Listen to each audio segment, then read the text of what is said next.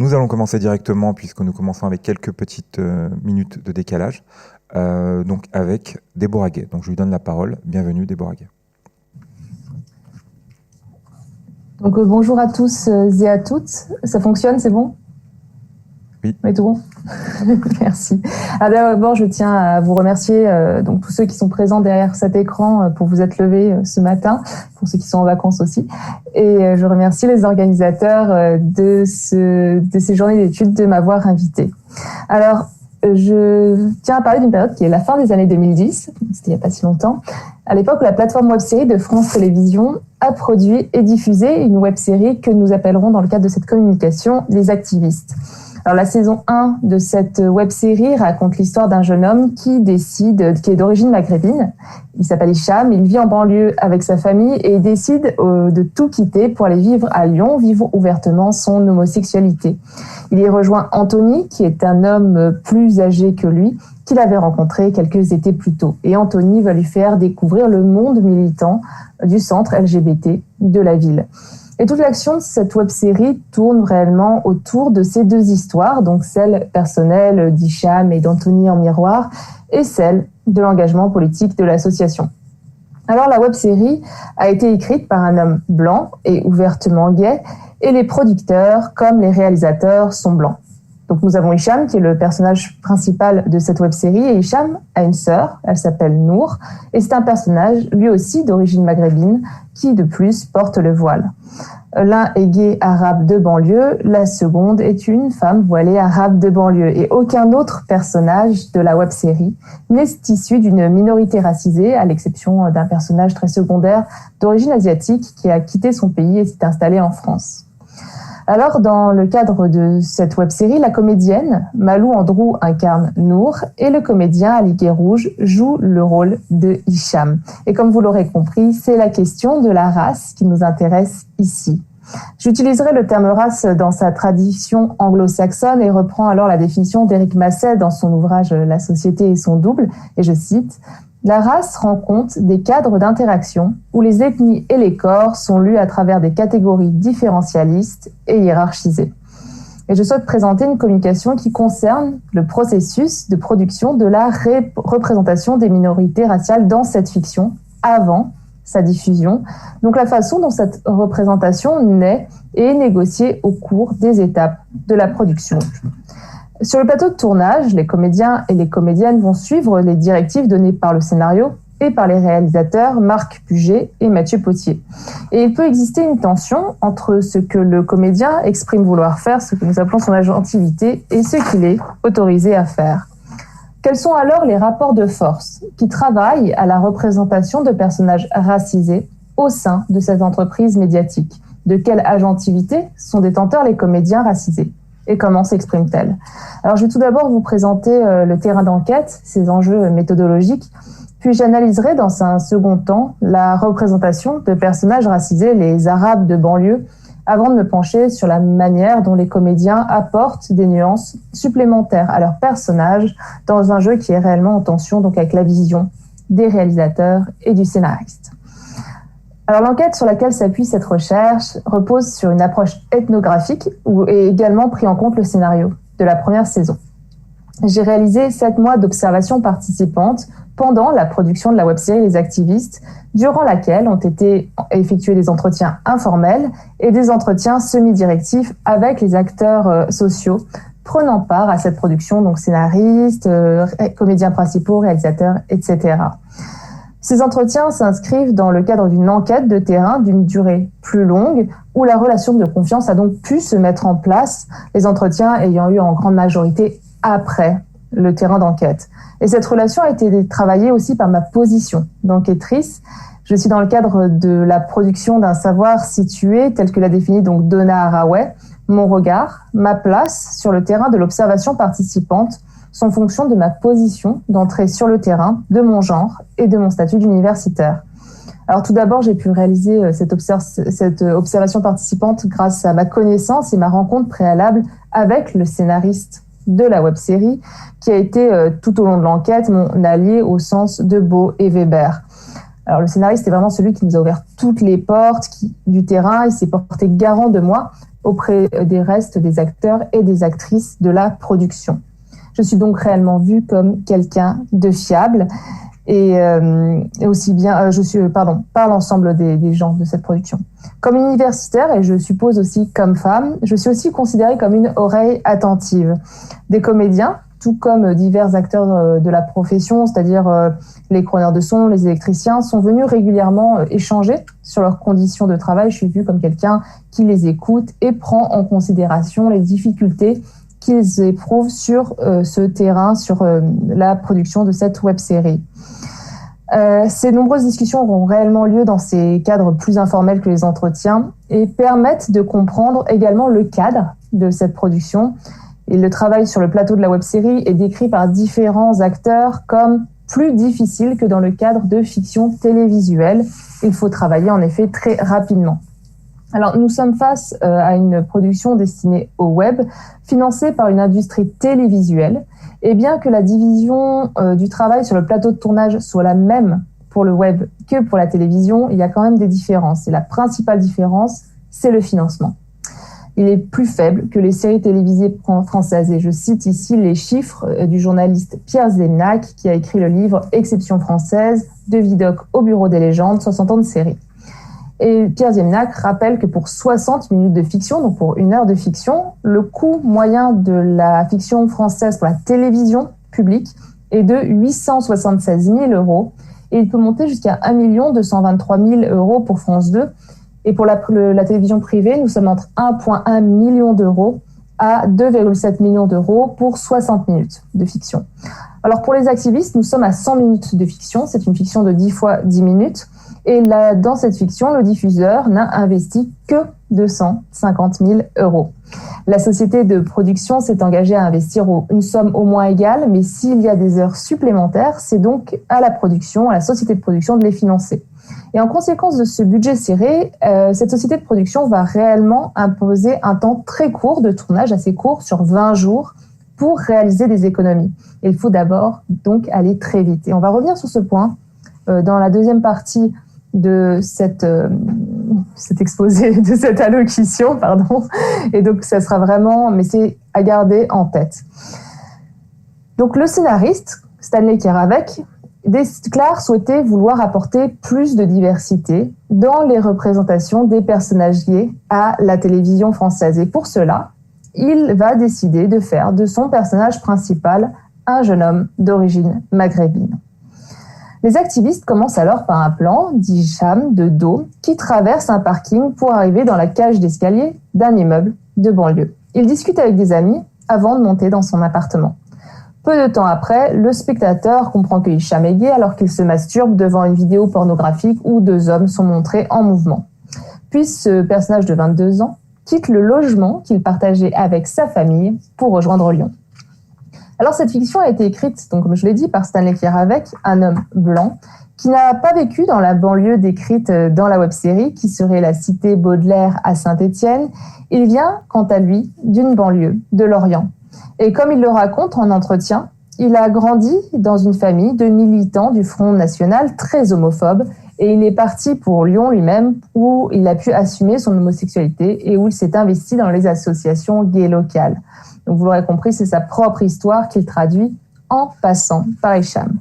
Ainsi, en entretien, il déclare, et je le cite, « La façon dont Hicham arrive dans la ville, effectivement, ça se rapproche de moi.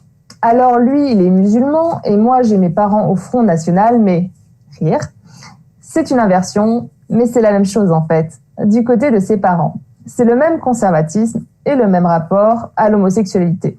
Donc fondamentalement, c'est la même chose. » Alors, Stanley Keravec ne s'inspire pas seulement dans sa web-série de ses années de militance, mais donc aussi de sa propre histoire. Il réinvente sa propre fuite vers Lyon par le biais d'un personnage maghrébin. Les travaux de Muriel Mille sur les scénaristes de Plus belle la vie dans sa thèse « Produire de la fiction à la chaîne » ont montré, et je la cite, « cette construction d'une fiction vraisemblable à partir de leur propre catégorie de perception de la réalité sociale et de celle qu'ils prêtent à tout le monde et en particulier aux téléspectateurs, amène à reproduire ou à véhiculer un certain nombre de stéréotypes, malgré la volonté affichée des fabricants de s'affranchir de clichés et de lieux communs. » Alors, c'est vraiment également le cas dans les activistes. Les catégories de perception par Stanley Kiravec de la réalité sociale vont être liées à son statut et à son parcours, donc homme blanc, gay, élevé dans une famille d'extrême droite, scolarisé dans un lycée catholique. C'est dans une transposition pourtant en miroir qu'il souhaite réaliser avec la famille d'Hicham Alaoui, arabe, musulmane, qui vit en banlieue. La banlieue est alors présentée réellement comme une entrave par le scénariste qui lui permettrait, selon lui, je cite, de densifier le personnage d'Hicham et d'amorcer le début de son histoire qui le verra s'épanouir à Lyon. Alors après la scène d'onanisme et le générique de la web-série, le spectateur voit le second principal de la web-série, Anthony, déambuler dans un sauna gay. Nous allons voir l'extrait tout de suite. Juste pour prévenir, j'ai coupé la scène de générique pour pas qu'on voit le nom de la série, donc si ça saute, c'est pour ça. Je vous laisse regarder l'extrait.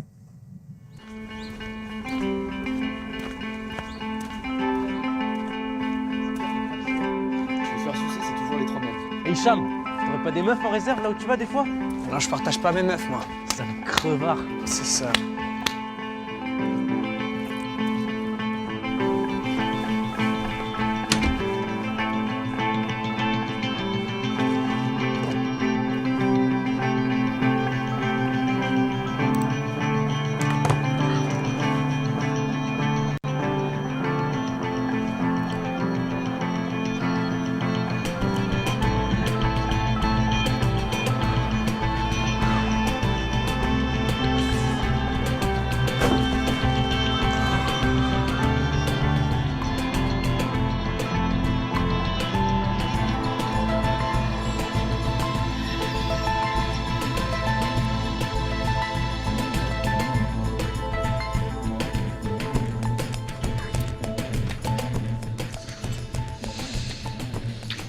Il faut vraiment que j'y aille là.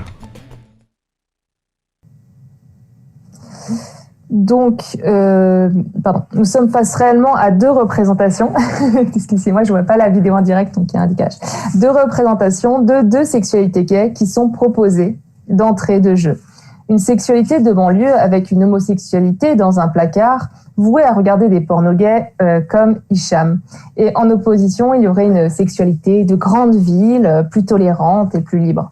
Alors après le départ de Hicham et sa venue en centre-ville où se déroule le reste de la web-série, la sexualité de banlieue va se transformer en données exotiques. Alors dans Queer Phénoménologie, Sarah Ahmed revient sur la manière dont le corps vu comme différent, le corps gay, lesbien, oriental, est formaté selon les regards et les attentes d'une société qui se considère comme appartenant à la norme, l'Occident hétérosexuel. Et cet Occident a toute autorité et tout pouvoir sur les corps, n'est différent que ce qui est considéré comme tel au regard de l'Occident. Les corps non européens ne sont alors pas des sujets, mais des objets de désir. Et pour Sarah Ahmed, des espaces deviennent racisés en fonction d'une spatialisation du désir de la manière dont les corps sont perçus comme sujets ou objets de désir. Et au sein de cette norme, seul l'Occident peut être sujet, ce qui n'empêche pas pour autant des espaces non occidentaux d'exister également sur son territoire. Et le personnage d'Hicham ne vit pas au Maghreb, mais la banlieue prend la place de cette zone d'exotisation. Hicham n'appartient pas au même milieu social que celui des autres personnages de la web-série, des personnages blancs qui habitent en centre-ville. Et de plus, Anthony, nous le verrons, est aussi propriétaire d'une petite librairie. Son corps, sa couleur de peau, sa provenance, sa classe, son nom, orientent alors le regard de la caméra des réalisateurs et donc de l'audience qui le découvre par le prisme de cette histoire. Il est un sujet différencié, racisé et exotisé et devient donc objet de désir. Le personnage de Hicham Alaoui n'est pas seulement un personnage d'origine maghrébine, c'est un jeune gay qui ne peut s'assumer qu'après avoir quitté sa banlieue et être arrivé à Lyon. Alors ce type de récit est appelé récit d'arrivée dans la ville pour Denis Provencher ou de fuite vers la ville pour Didier Héribon et est vraiment montré comme un exemple universel, donc aussi bien dans un schéma culturel occidental, aussi bien pour les gays blancs de famille catholique que pour les gays d'origine maghrébine de famille musulmane.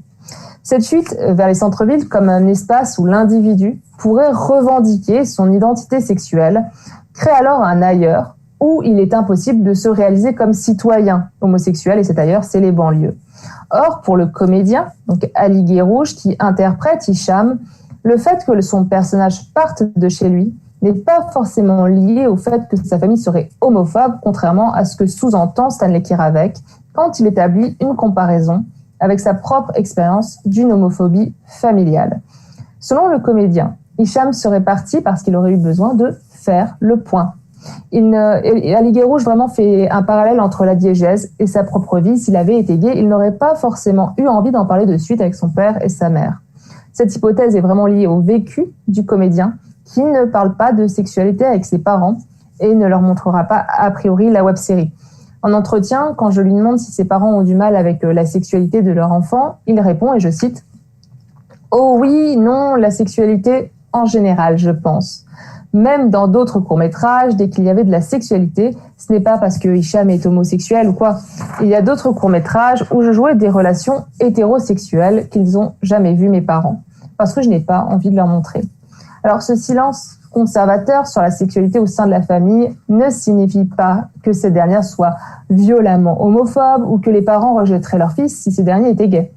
En suivant en fait son Stuart Hall et son article Codage des codages, le codage du message audiovisuel qu'est cette web-série est réalisé de manière différente par le scénariste et par le comédien.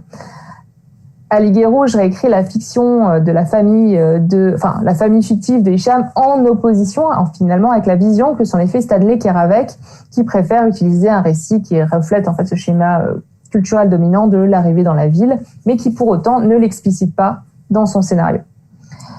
Ce flou du message, les raisons du départ d'Hicham, permet au comédien finalement d'y apporter sa propre interprétation qu'il ressent comme moins caricaturale, plus subtile et qui va à l'encontre du sens dominant sous-entendu. Par leur interprétation du scénario, les comédiens jouent un rôle important dans la représentation de cet ailleurs de banlieue, ce qui est d'ailleurs mis en exergue par Malou Andrew. Donc, Malou Andrew, l'interprète de Nour, la sœur d'Hicham, qui déclare en entretien, je cite, « En tout cas, je sais qu'ils ont très bien fait leur casting, ils ont très bien fait attention à qui ils prenaient. Quand je dis qu'ils ont bien fait leur casting, ce n'est pas super, ils m'ont choisi, c'est moi.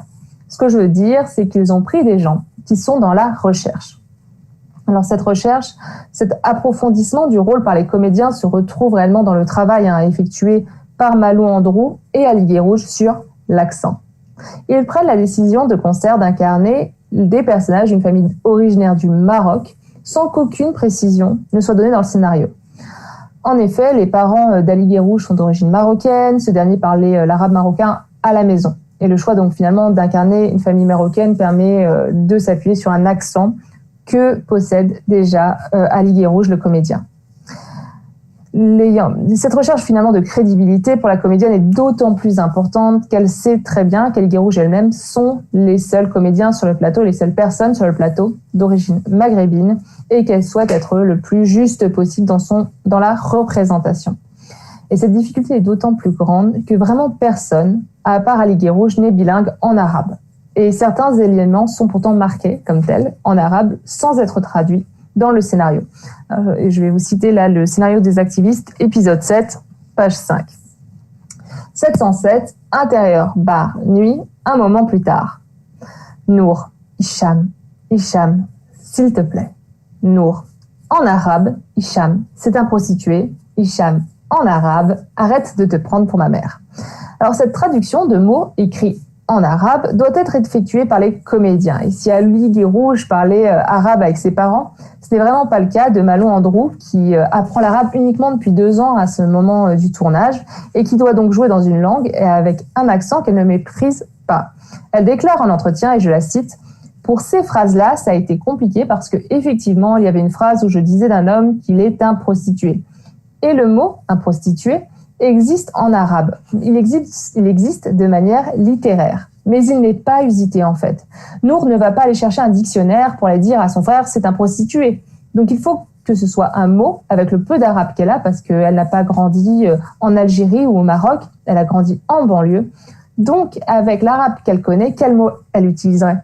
Donc du coup, j'ai choisi ce mot qui n'est pas un mot masculin, qui est un mot féminin, qui est normalement utilisé que pour les femmes, qui est de dire « c'est une pute ». Alors, il s'agit vraiment que d'une phrase dans le scénario, mais cette phrase a une importance pour les comédiens, sur qui le scénariste fait porter la responsabilité de la traduction. Et cette traduction s'avère plus compliquée que ce qui était prévu par Stanley Kiravec, porteur d'une vision occidentale qui finalement unifie l'arabe et la langue arabe.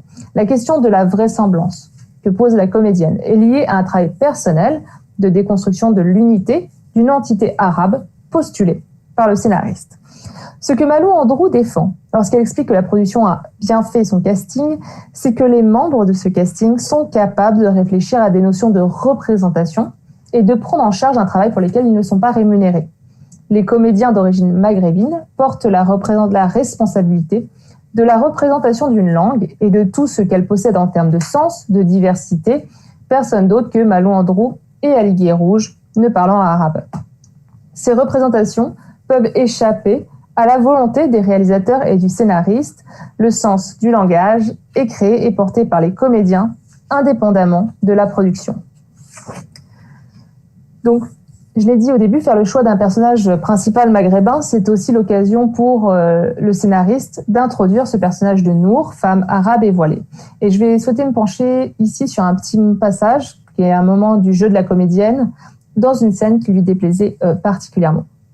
Alors, dans la web-série, le personnage de Nour n'est pas seulement un personnage de femme voilée qui accepte l'homosexualité de son frère. Le scénariste a également choisi d'en faire une femme qui a vécu un mariage arrangé. Nour parle de son passé lors d'un tête-à-tête avec Florence, une femme militante et lesbienne, alors qu'elles échangent sur Olympe de Gouges. Et je cite ici encore le scénario des activistes, épisode 5, page 7. 509, extérieur rue, jour. Florence. Olympe de Gouges, elle a vécu à l'époque de la Révolution. Mariée de force à 17 ans, enceinte aussi sec. Par chance, elle s'est retrouvée veuve dès ses 18 ans. Florence se rend compte que cela touche Nour. Du regard, elle l'encourage à parler. Nour. Moi au moins, j'ai évité l'enfant. Florence encaisse, continue de l'encourager. Nour. Et puis, je ne suis pas veuve. C'est mon cher mari qui a choisi de me ramener au magasin. Florence. Au magasin? Nour. Je veux dire, il a divorcé pour aller se chercher au pays une épouse qu'il aimait mieux, plus jeune, plus docile. Lors du tournage de cet épisode, Malou Andrew va échanger très rapidement avec le réalisateur Mathieu Potier pour remanier le texte. La comédienne a choisi de modifier les répliques de cette scène car, elle me l'explique en fin de tournage, il existe selon elle une part de caricature à éviter dans cette web-série. Elle préfère utiliser le mot répudier plutôt que ramener au magasin car cette expression serait trop dure. Elle a aussi supprimé la ligne sur le fait que le mari voudrait une femme plus docile car cela, je la cite, donnait une mauvaise image de l'homme arabe. En tant que comédienne d'origine maghrébine, elle prend à cœur la représentation de la communauté à laquelle elle appartient et se pose à son échelle à une représentation négative de celle-ci. Le réalisateur accepte et comme cette scène doit être tournée rapidement en quelques prises, ils n'ont pas le temps d'entrer dans les détails ou de vérifier précisément si l'enchaînement des phrases et des actions conviennent. Suite au visionnage de l'épisode tourné, le scénariste trouve qu'il existe un problème de rythme dans la mise en scène. Le changement dans l'ordre des phrases casserait la montée en puissance de l'histoire de Nour. Les réalisateurs n'apprécient pas non plus trop cette scène. Ils blâment le scénariste qui expliquerait trop les histoires et les sentiments. Le travail de la comédienne n'est absolument pas remis en cause ici. Ce dernier est de la responsabilité soit de la direction d'acteurs et donc des réalisateurs, soit du scénario lui-même et donc du scénariste. Chacun rejette la faute sur l'autre face à une scène perçue comme ratée que nous allons voir en fait maintenant dans un deuxième extrait vidéo.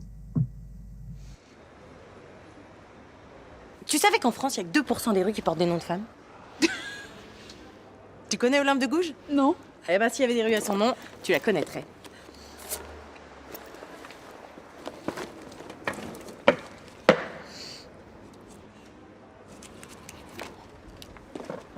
Bon, je sais, militer, c'est comme vider la mer avec une petite cuillère. Mais c'est qui? Elle a vécu à l'époque de la Révolution française. Mariée par ses parents à 17 ans, tombée enceinte aussi sec. Par chance, elle est devenue veuve à 18 ans. Elle a écrit du théâtre. Elle a développé une pensée critique et humaniste.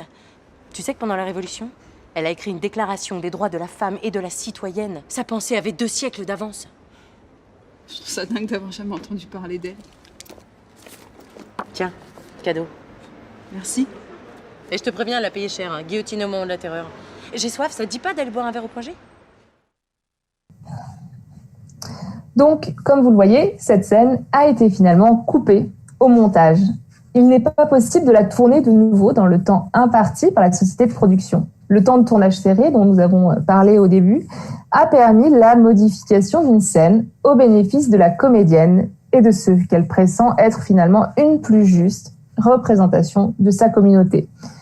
Alors, les réalisateurs reprennent la main sur le récit par leur maîtrise du montage et suppriment cette scène sur laquelle elle a interféré.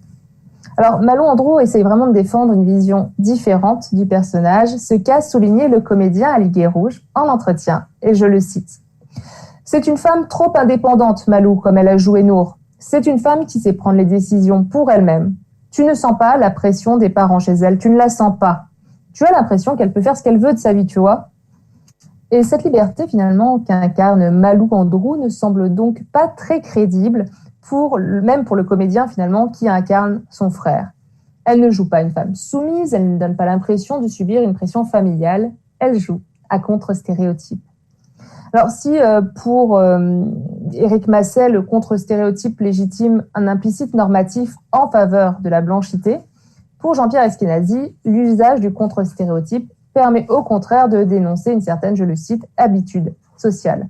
Alors Éric Masset, comme Jean-Pierre Eskenazi, parle du contre-stéréotype dans le cadre de l'écriture d'un personnage existant déjà dans une diégèse, mais la réflexion de Jean-Pierre Eskenazi peut aussi illustrer la manière d'incarner un personnage. Finalement, la manière de jouer de Malou Andro va transformer la vision que le scénariste ou que les réalisateurs avaient de Nour. Alors nous pouvons supposer que son action, ses réflexions de cette comédienne ont eu un effet sur la scène supprimée, sur la manière finalement dont elle a été rendue dans l'œil de la caméra. Nous pouvons se permettre d'affronter frontalement le scénariste et les réalisateurs concernant un passage vu comme donnant une mauvaise image de sa communauté.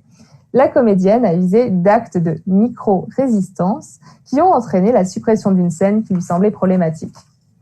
Alors, ces représentations parfois caricaturales sont liées en partie à un format court, 10 fois 10 minutes, qui ne permet pas de s'intéresser à tous les protagonistes de manière équivalente.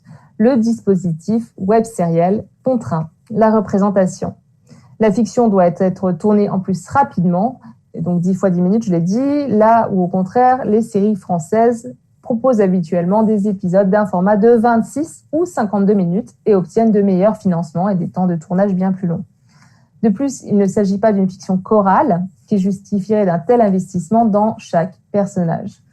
Il faut donc qu'il soit présenté en quelques phrases de façon schématique, ce qui peut renforcer des stéréotypes.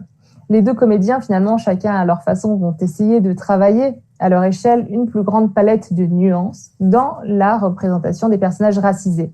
Par leurs actions, leur façon de jouer ou de modifier les dialogues, ils remettent en cause une représentation stéréotypée d'une minorité à laquelle ils appartiennent. Mais finalement, si cette scène de l'épisode 5 a été supprimée dans la saison 1, le scénariste garde l'idée d'un mariage arrangé pour Nour qu'il réutilise dans le scénario de la saison 2 par le biais d'un monologue qui est difficilement, qui ne peut pas vraiment être coupé en fait au montage. Dans le même, la famille Alaoui va être présentée dans la saison 2 comme violemment homophobe, ce qui va vraiment à l'encontre du codage proposé par le comédien Ali Guérouge. Le scénariste garde la main sur la suite d'un récit que ne connaissent pas les comédiens. Et si ces derniers ont un pouvoir sur le rendu de leur personnage dans le cadre d'une représentation audiovisuelle, s'ils ont une agentivité propre, leur marge de manœuvre reste limitée. Dans la suite du scénario, le personnage de Nour va choisir également de quitter sa banlieue et de vivre en ville, à l'image de son frère. Ce récit contrarie de ce fait une réflexion dans la fiction d'une possibilité d'émancipation par la banlieue, et plutôt que d'émancipation de la banlieue, aussi bien pour un homme racisé et gay que pour une femme racisée et voilée. L'émancipation, telle qu'elle est défendue par le scénariste, mais aussi par les acteurs du processus productif, qui ont finalement sanctionné cette vision en choisissant de la diffuser, de la financer, de la produire et de la réaliser, se fait donc par le biais d'un combat associatif pour les identités sexuelles au détriment d'identités racisées. La convergence des luttes semble ici impossible, la communauté représentée par la banlieue étant un obstacle pour les personnages obligés de fuir pour la ville pour intégrer une communauté différente. Pour conclure, travailler en amont de la diffusion de productions audiovisuelles permet donc de dévoiler une partie des négociations ayant lieu dans l'élaboration de personnages racisés avant leur arrivée sur les écrans. Et donc de pouvoir mettre en exergue la vision de réalisateurs ou de scénaristes porteurs d'un implicite blanc qui uniformise l'autre face à des efforts politiques de comédiens racisés.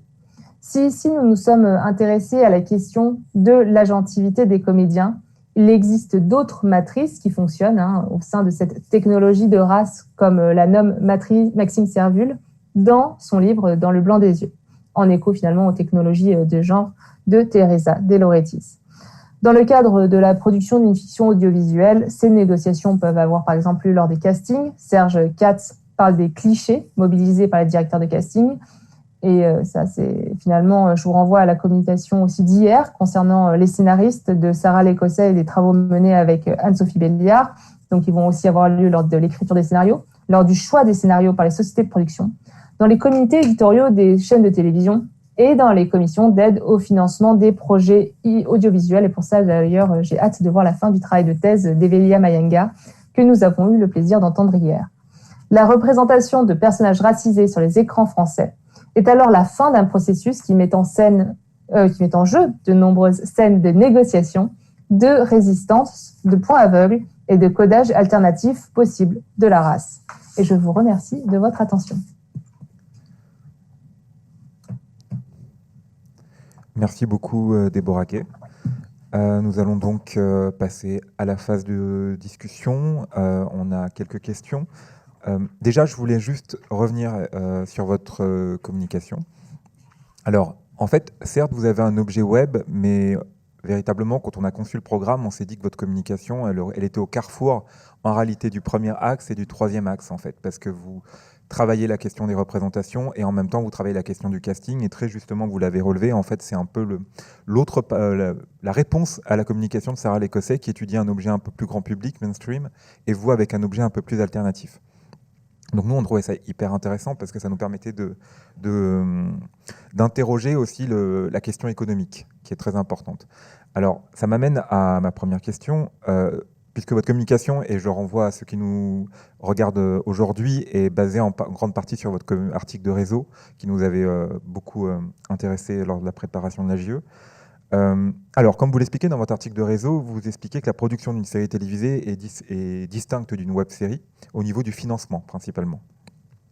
Est-ce que, quitte à aller vite, mais justement, peut-être l'idée c'est de déconstruire un peu ce raccourci, vous considérez que c'est le poids des acteurs financiers qui serait une sorte de contrainte à la diversité? Parce que finalement, on a un objet qui est débarrassé en grande partie de ces contraintes-là.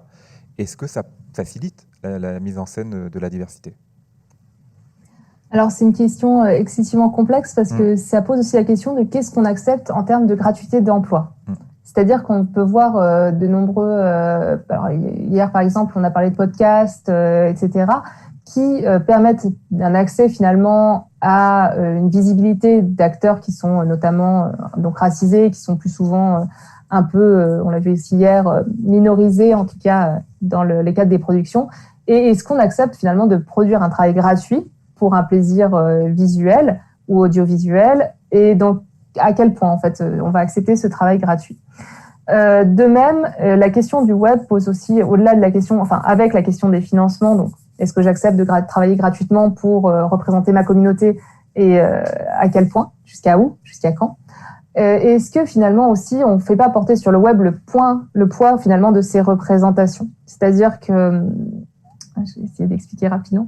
Par exemple, France Télévisions a très justement parlé de la TV-série, la web-série Scam France, qui est un vrai succès, qui propose une autre diversité, mais finalement, France Télévisions ne le met pas à la télévision. Ils vont le mettre sur le web. Alors, est-ce que c'est parce que c'est moins cher? Alors, c'est pas forcément vrai. Depuis cette communication, donc c'était sur la plateforme précédente, avant France TV /, que cette web-série avait été diffusée. Elle n'avait très peu de financement. Or, depuis, les financements ont explosé, donc il y a de l'argent. Mais en même temps, est-ce que c'est pas dire, on le met sur le web parce que c'est moins dangereux? C'est moins dangereux, il n'y a pas le côté, il faut acheter de la pub, il faut vendre à un public qui est plus âgé à la télévision, etc.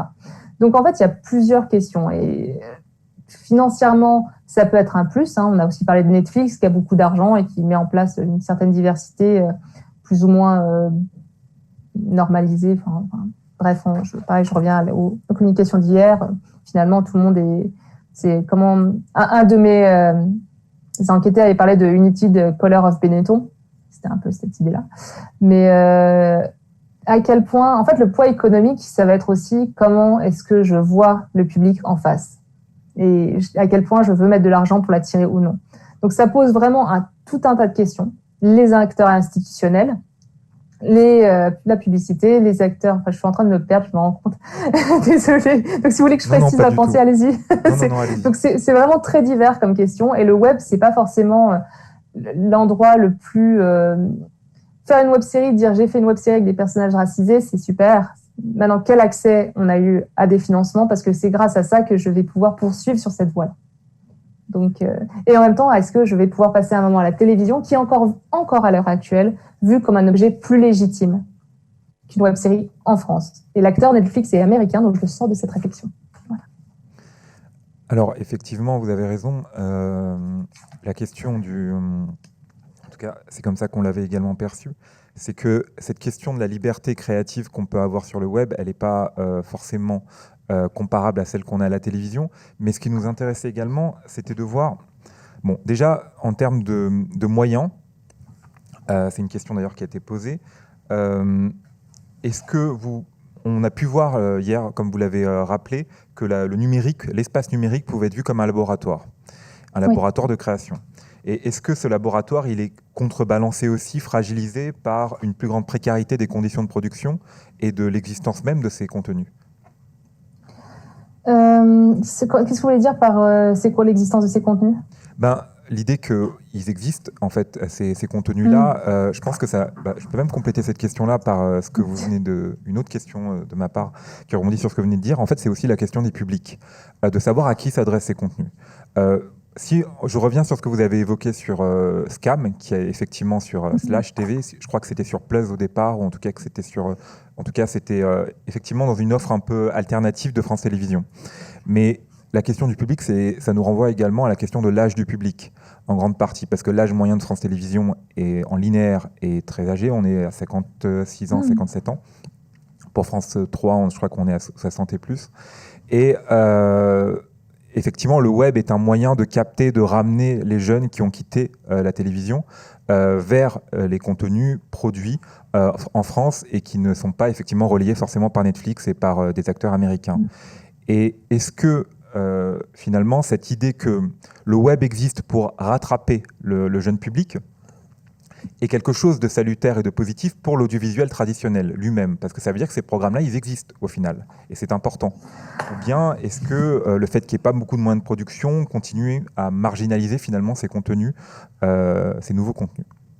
Alors déjà, il y a deux réponses que je souhaiterais mettre, c'est que déjà, c'est une industrie qui est vraiment en mouvement. Donc, c'est très compliqué de savoir est-ce que les jeunes vont revenir, est-ce qu'ils vont pas revenir, est-ce que c'est un laboratoire. En fait, on ne sait pas pour l'instant si ça va permettre d'attirer plus de personnes pour la télévision. Et deuxièmement, ça pose aussi une autre question qui, moi, je trouve est très problématique. C'est supposer que les 56-57 ans sont des vieux schnocks et qui sont pas capables de voir la diversité. Alors que déjà, déjà, ça veut dire que toutes les personnes de 56-57 ans, il y a un implicite de blanchité énorme. Ça veut dire que des personnes racisées ne regardent pas la télévision, ce qui n'est pas forcément vrai et on n'en sait rien. Et c'est toujours donc c'est vraiment cette double question-là. C'est le web, ce serait que pour les jeunes, donc on met tous les contenus progressistes sur le web. Oui, sauf qu'il y a un public qui regarde. Alors, on va prendre l'exemple de Plus belle la vie parce que c'est un exemple qui est merveilleux, mais je pense que comme beaucoup de grands-parents, ceux qui ont des grands-parents, mes grands-parents, ma grand-mère regarde Plus belle la vie et après elle en parle, elle est contente, elle voit des personnages racisés, elle voit des personnages trans, elle voit des personnages lesbiens. Enfin, vraiment, il y a une diversité énorme et faire porter le poids de la diversité sur le web, c'est déjà penser que c'est quelque chose qu'on ne peut pas mettre à la télévision. Et comme l'a rappelé Sarah Lécossé hier, il y a un vrai problème en France, c'est qu'on ne sait pas pour qui on écrit, pour qui on produit. Donc, par exemple, on va dire, je vais produire pour les jeunes, donc je vais avoir ce type de public. Alors pareil, ça veut aussi dire que les personnes de 50 ans et plus ne regardent pas de web-séries. On ne le sait pas non plus. Enfin, on sait qu'ils regardent que Scam France, c'est plus pour des jeunes de 15-35 ans, que c'est une plateforme, etc. Mais finalement, on crée artificiellement, pour le moment, pour le moment une barrière sur ce qu'est la diversité et à qui elle doit s'adresser. Moi, je trouve que c'est en fait pour le moment après assez problématique de penser comme ça.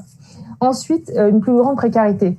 Oui, de fait, il y a l'acceptation, pas d'une plus grande précarité, mais de travailler plus avec moins d'argent. C'est-à-dire qu'il est très clairement un des réalisateurs en fait de la web-série, donc des activistes, vient du web.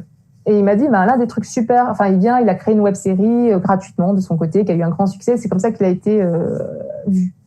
Et l'un, finalement, des points très positifs qu'il dit, c'est ce qui est génial quand tu viens de ce milieu-là, c'est que tu peux créer beaucoup avec peu de moyens, parce que quand tu veux mettre un bateau pirate et que tu n'as pas d'argent, tu mets un drapeau, tu mets des bruits de mouettes et ça y est, tu as un bateau pirate. Et en fait, on va créer une précarisation supplémentaire en passant à la télévision. On va dire, puisque je suis capable de faire avec peu d'argent, c'est-à-dire que je n'ai pas besoin de plus d'argent, même pour la télévision. Et donc, on crée pas tant une précarité financière assez importante en disant, finalement, ce qui est faisable sur le web avec peu de moyens est aussi faisable à la télévision parce que ça marche sur le web. Donc, ça peut marcher à la télévision. Voilà. Je ne sais pas si j'ai répondu à vos questions. Oui, tout à fait. Alors oui, sur la première réponse que vous donnez, c'est vrai que c'est un peu l'impression qu'on a. C'est-à-dire qu'il y a une association, un raccourci entre diversité et jeunes. Et effectivement, hier, on a pu le voir, parce que quand notamment Hélène Camouilly nous parlait des créatifs, c'était forcément des jeunes créatifs qui allaient renouveler l'offre avec des contenus qui potentiellement mettraient en scène des jeunes. Comme si effectivement la diversité devait être cantonnée à des contenus qui s'adresseraient à un public de 15-35 ans. Mais après, si on réfléchit plutôt dans une logique de vase communicant, en fait, on pourrait faire un comparatif, je trouve, entre finalement ces web-séries alternatives avec peu de moyens à un certain cinéma indépendant, qui viendrait énergiser, renouveler le cinéma public mainstream que serait la grande télévision, la télévision commerciale de 20h50 ou même d'Access, avec Plus belle la vie par exemple, où il y aurait une forme d'énergie créative, de créatifs qui pourraient peut-être même circuler et aller travailler un jour pour des grandes chaînes après avoir travaillé sur des projets plus alternatifs. Est-ce que déjà, d'après vous, ce comparatif, parce que c'est un comparatif qu'on a en économie, on dit toujours que c'est les producteurs indépendants qui renouvellent l'offre des grands producteurs qui vont prendre moins de risques pour des raisons la plupart du temps commerciales. Est-ce que vous pourriez comparer aujourd'hui ce rôle des acteurs travaillant pour le web à des producteurs indépendants ou des créatifs indépendants ? Alors, c'est une comparaison qui est elle-même utilisée par les différents acteurs web-séries, mais qui le voient plus comme, et notamment du côté des scénaristes, parce que dans le cadre de mon travail, je m'étais intéressée plus à eux, mais qui vont plus dire comme c'est un moyen de se faire connaître pour devenir producteur. C'est-à-dire qu'on le voit en ce moment, c'est des débats qui ont lieu en ce moment, c'est quelle est la place des scénaristes en France ? Et ont-ils finalement accès à leur production? Parce que jusqu'à présent, en fait, on vendait son scénario, c'est-à-dire que j'écris un scénario, je le vends et après j'ai plus la main dessus. Donc quoi qu'en fasse le réalisateur, il en fait ce qu'il veut. Et les scénaristes ont de plus en plus envie de venir sur les plateaux de tournage. Et les web-séries permettent ça parce qu'il y a tellement peu d'argent qu'on sait que le scénariste, il va pouvoir être là pour aider à bloquer les rues, parler aux comédiens. Enfin, on va accepter plus facilement cette position. Donc, c'est vu comme ça.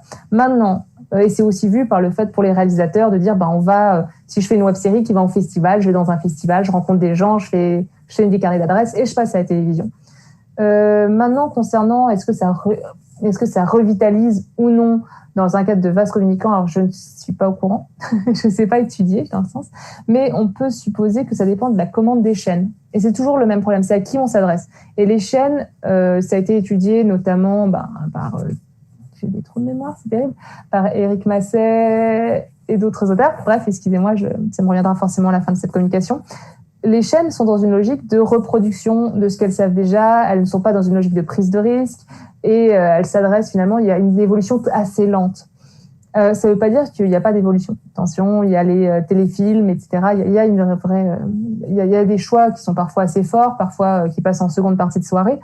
Mais en tout cas, c'est pas aussi évident que ça. C'est-à-dire que les réalisateurs vont ensuite réaliser pour la télévision, certes, mais ça va dépendre des scénarios proposés, ça va dépendre de ce qu'attend la chaîne, et finalement, ça va pas forcément être plus varié, plus évolutif, etc. Parce que ils rentrent dans un système qui est préexistant, qui est lourd, et donc c'est pas si évident.